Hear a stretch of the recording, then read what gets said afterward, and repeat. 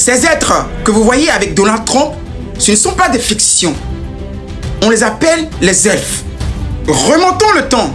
Nous sommes il y a 12 000 ans, bien avant le déluge de Noé.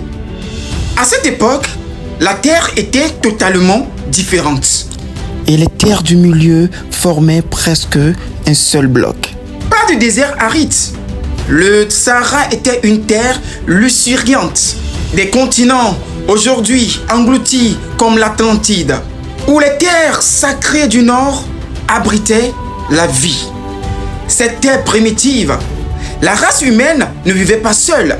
Elle cohabitait avec d'autres humanités oubliées, comme les hobbits, les nains, les redoutables orques, les elfes et des peuples géants ou des créatures géantes.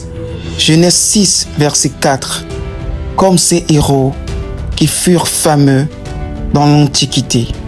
Les Hercules, les Persées, les Athénins, les Néphilim. Ces elfes que vous voyez n'étaient pas des menaces. Ils ont été nos sauveurs quand le chaos a menacé d'éteindre la lignée humaine.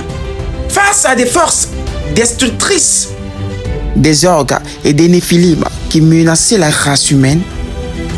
les humains et les elfes ont signé une alliance sacrée, une coalition légendaire. Ce sont eux qui nous ont appris la médecine par les plantes, la science des étoiles, l'art de bâtir, de construire et de comprendre les lois invisibles de la nature.